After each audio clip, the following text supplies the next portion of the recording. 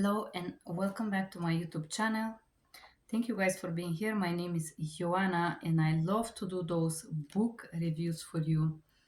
And today's video I'm gonna read a book called The Art of Letting Go. I'm not gonna read it, I'm gonna review it. So there would be portion of this book that I think that are very important, very interesting, that I'm gonna share with you. Of course, I'm not gonna read the whole book. That's why I call those videos reviewing this book. Diamond Zacharias, Diamond Zacharias, The Art of Letting Go. This is a very interesting book. Okay, so I'm gonna skip the first few pages and I'm gonna start with what letting goes mean and what it does not mean. There is an important difference between giving up and letting go. Letting goes begin with accepting our new circumstances rather than clinging to a part we desperately want to reclaim. We embrace the reality. What letting go means? Letting go is something misunderstood as the avoidance of emotional discomfort. So, what he's trying to say is that you are going to feel emotionally discomfort even if you let go. The proper way to let go involves recognizing our negative thoughts, emotion, and determining why we are experiencing them and moving from the denial and bargaining steps to the acceptance stage of grief, which means accepting that this thing could not be changed. We develop emotional resilience first. We learn to manage our emotions rather than suppress and avoid them. So, part of letting go, based on this brilliant book, I love this author. There is another book that we review by him called The Art of Letting Go. The Art of Saying No, sorry. The Art of Saying No. Amazing book. So, once again, we cannot let go of something that we deny. How to know when it's time to let go? Some people believe holding on and hanging in there are signs of great strength. However, there are times when it takes much more strength to know when to let go and do it. Ask yourself what I'm holding on to. Hold on a moment. Okay, we're continuing. What I am holding on to that is causing me to feel that way? The feeling of being perpetually frustrated usually stems from sense of hopelessness. You feel unable to change the circumstances. It becomes distressing to us, which ironically causes us to become even more preoccupied by something. You find yourself wallowing in a self-pity.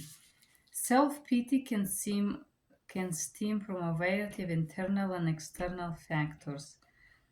As with feelings of frustration, self-pity arises when we believe we are unable to control or influence a particular situation.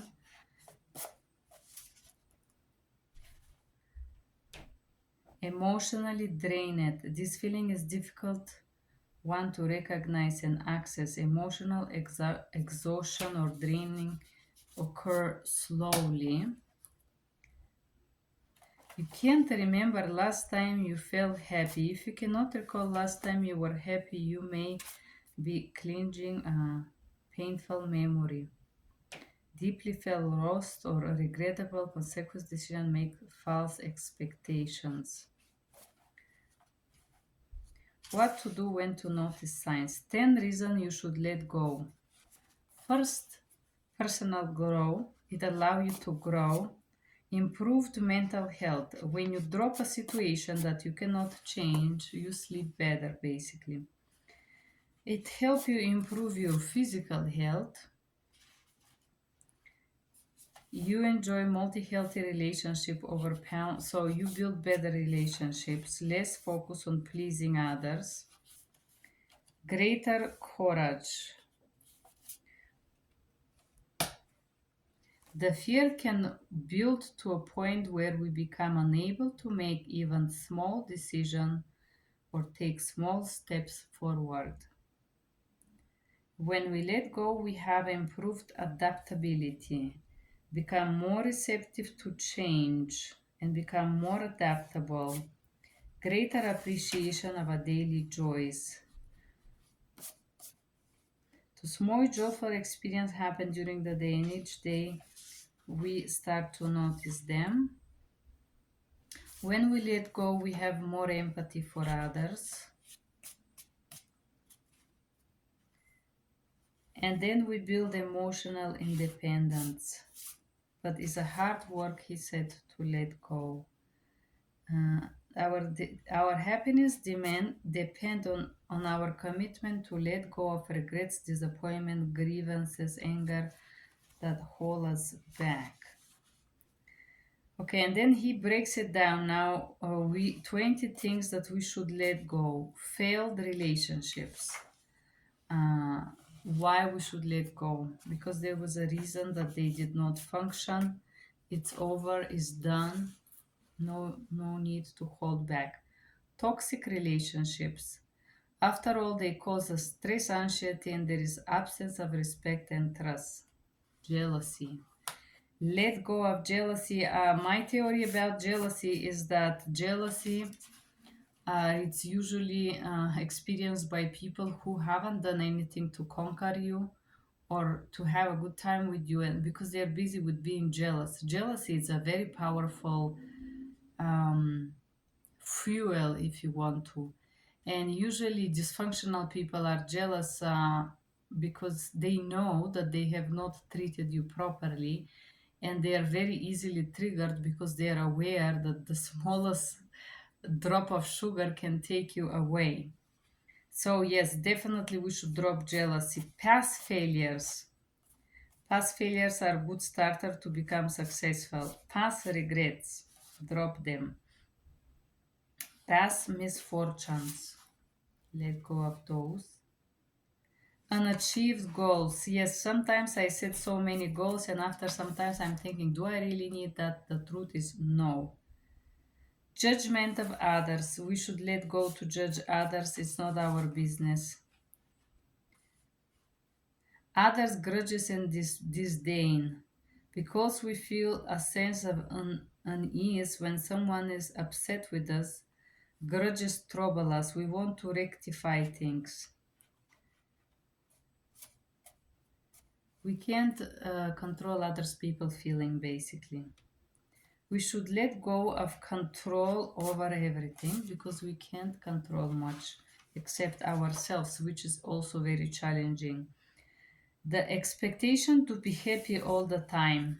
I can't agree more. We cannot be happy all the time. This is impossible. We should let go of anger when we are misunderstood, threatened, ridiculed, invalidated, or shown contempt. We should let go of shame. Shame stems for perceived failures to measure up to ideal image of idea of ourselves. We should let go of others' opinions and unflattering comparison to other people. Oh yeah, we should not have time for that. I completely understand the problems lies in comparing ourselves in a ways that make feel jealous and resentful. Mm. If you're busy to build yourself, you would naturally not have time for this. Perfectionism. Let go of perfectionism. You're never gonna be good enough. When I started my YouTube channel, I have this problem that I have an accent, that I am not good enough, that I'm not perfect. And believe it or not, I received tons of messages that horrified me, and I still do that. Circumstances you can't change. We should let go of that. Fear of failure. I am not having this. At least I'm saying to myself, if I fail, at least I tried. You should let go of others, people, choices, behaviors, and world views. Their life, their story, their tale. Catastrophic thinking, or basically negative. I will never get that. You may get whatever you want, it's my opinion. The most common reason we struggle to let go. Once we recognize why our mind resisting letting go, we can start the hard work of breaking down the resistance. We fear the prospect of change. So we are afraid to let go because we don't know where change is gonna bring us. So our mind begins to resist rather than embrace the change and try to repel it. Because naturally we want to feel safe, right? We fear to lose opportunity or the fear of missing out. A lot of those books talk about this. The other book that I review about forgiveness was also talking about that. We dread losing our investment. Investment is in brackets. So we invest so much time, energy, and sometimes money in something that isn't working and we're unable to let go. I will tell you, sometimes we're unable to let go of things that are working. It's just hard, you know? It's difficult. We have hard time to let go because we struggle with self-esteem. Letting go because we feel that we deserve the regrettable circumstances we're experiencing and we resultant emotional pain we're suffering. Recognizing our strengths, we focus on shortcomings, on the things that didn't work our way. We lot admitting we were wrong. The unwillingness to admit fault is in a way the popular opposite of low self-esteem. I believe that making mistakes is fine. I don't need to be right. I just want to be treated right. This is a different story. We idealize the thing we are hanging on to. This is classical. I could see this as a reason. We rather pretend that something is cool or better than what it is because we have a hard time to drop it. It has romanticized the past as well as the idea of holding into it. As they say, from distance, you just remember the good parts of something. The tendency to idealize the past invariably leads to sadness, frustration, disappointment. But we can break this habit giving ourselves permission to view our circumstances in our past in a realistic light. Yeah, this is sometimes why some guys break up with girls, so the girls will start thinking that they are the catch. Our self identity is connected to the thing that we are hanging on to, for example, success in this company. You feel miserable in a company, but you keep struggling there because you want to look successful, right? We self identify with traumas, triumphs, failures, value system, vocations, and even material possessions. I could see that very well here happening in the USA. Uh, we are addicted to negative emotions and thoughts. Well, we are trained to be. Negative emotions are like unwelcome guests. Just because they show up in our doorsteps doesn't mean they have a right to stay. Deepak Chopra, and there is a beautiful exercise is how to train your brain to think positive and chop the negative thoughts.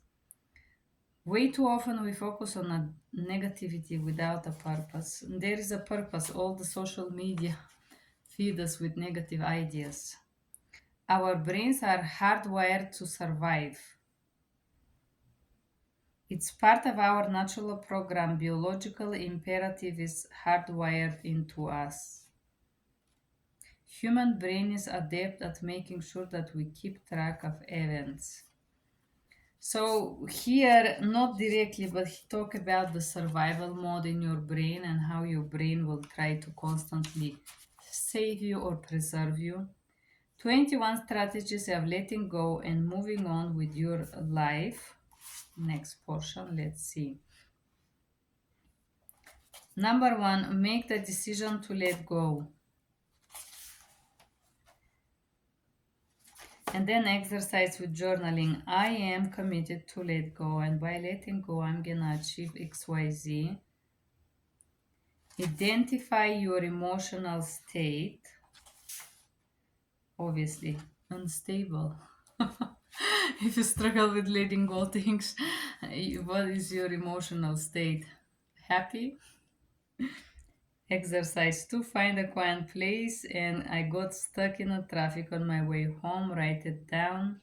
Describe the incident and what make you hold on there. Find an outlet for your negative emotions.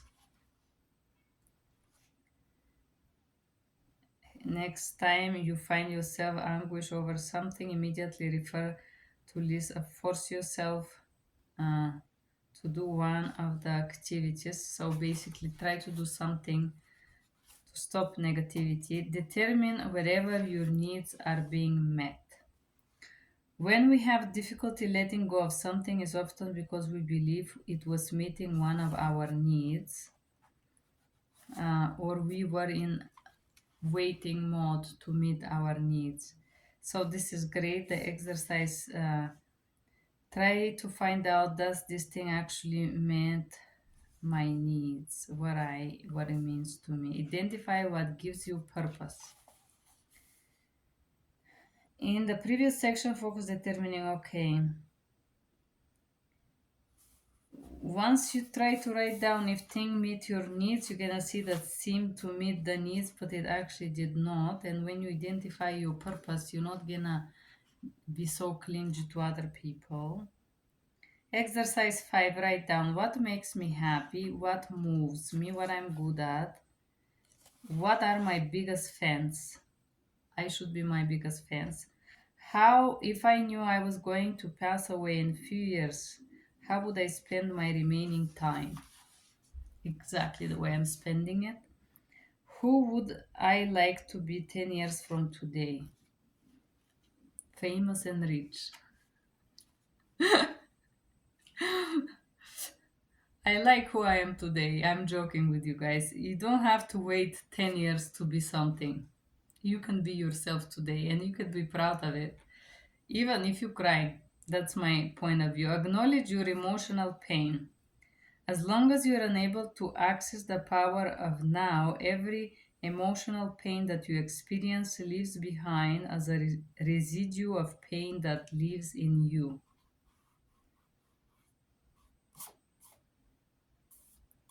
El Cartole. And this refers to the book of El Cartole, The Power of Now. Guys, exercise. Write down what are your feelings. Exercise about the feelings. Lonely, sad, hopeless, depressed.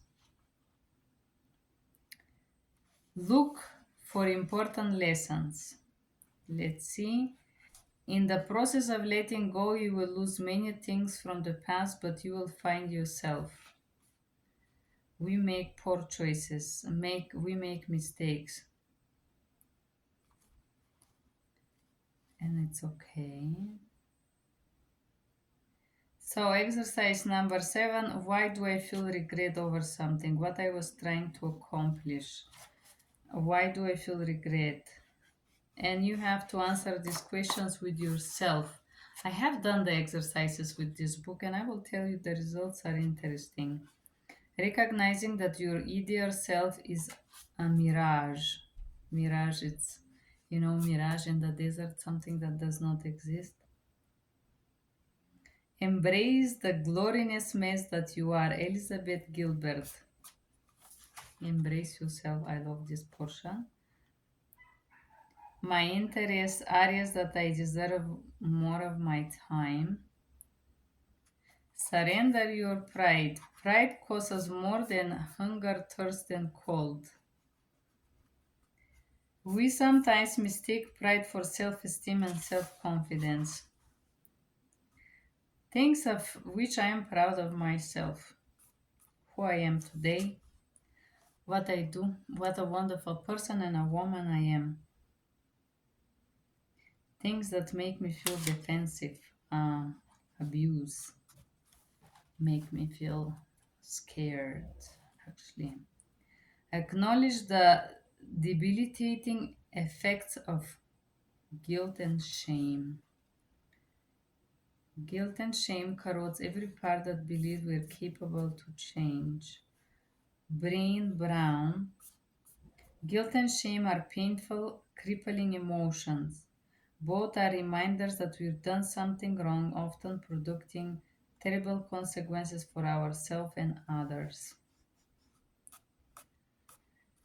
I like to believe that I am free of those. I do feel shame sometimes, but I forgive myself. Write down something you recently did that make you feel guilty and ashamed.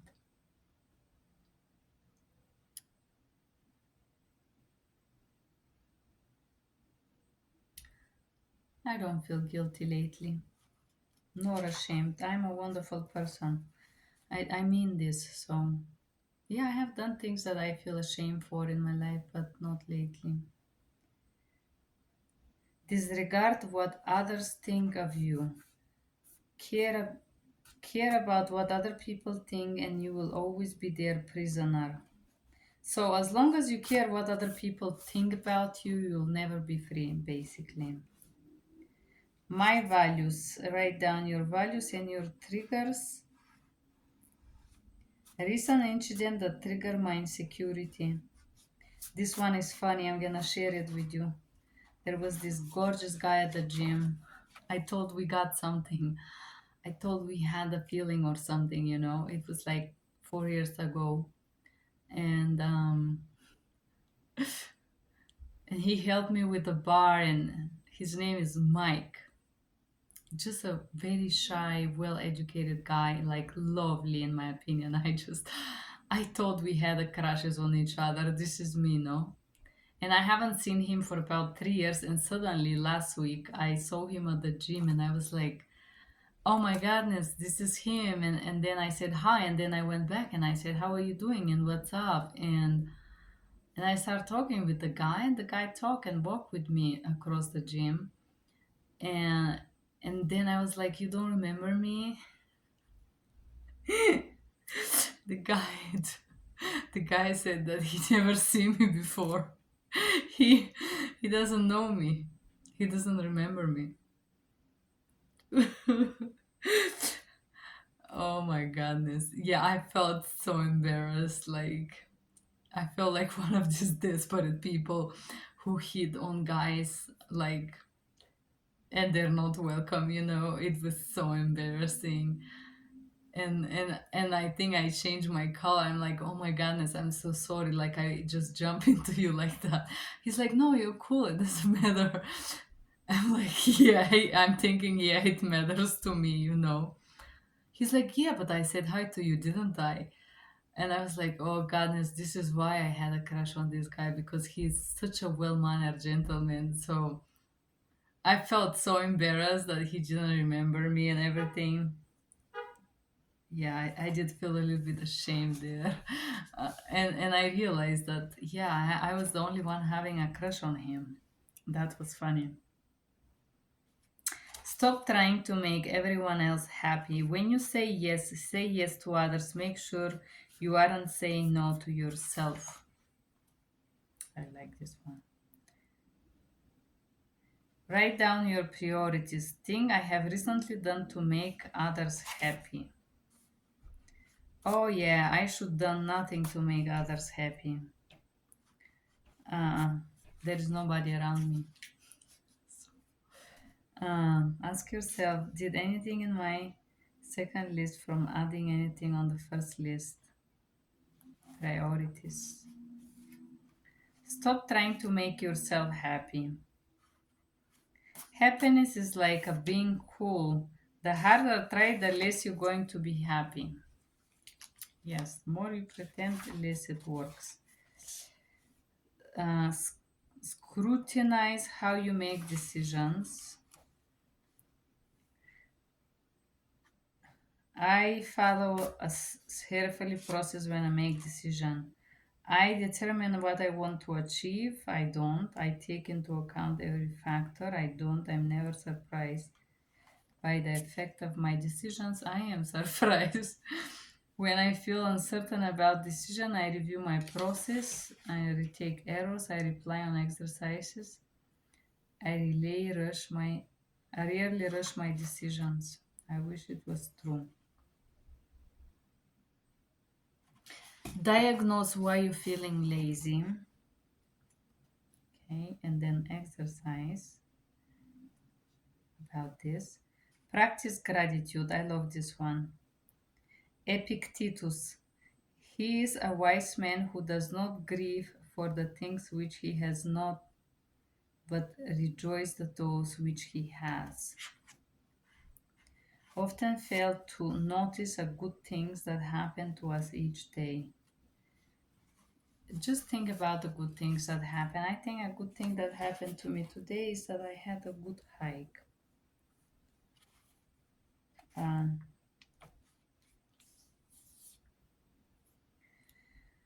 Assume responsibility for lingering problems. Yes, not only for lingering, just for any problems. You can always do something about it.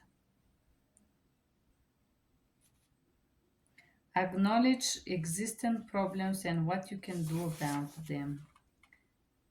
Embrace your lack of control. Marcus Aurelius, you have power over your mind, not outside events. Realize this and you will find strength. It's natural instinct to want to control everything around us. We want to feel as we are in the helm of our ship, managing the life. We can't control everything and everyone. And I think best thing to do is just focus on one task at a time. Things I cannot control. Exercise 18. How people feel, how people behave, how people treat me, what decision people have, the people opinions, the weather, the economy, the traffic, getting older, what I can control, spend my time, focus energy, behavior, how I treat others, how I deal with myself, principle that I hold, how I communicate, how I show, and so on. Stop keeping score in a relationships. I never did this before. But if you guys do it, that's very unhealthy. Exercise 9. Short list you started. Positive attitude. Listen. Slow to judge. Forgive fast. Take responsibility. Be loyal and truthful. Stop making unnecessary commitments. I like this one. It talks about all the things that you decide to do and you don't need. Remember to sleep, bath, exercise, healthy food choices, family time. Basically, time is limited. 21. Learn to forgive yourself and others.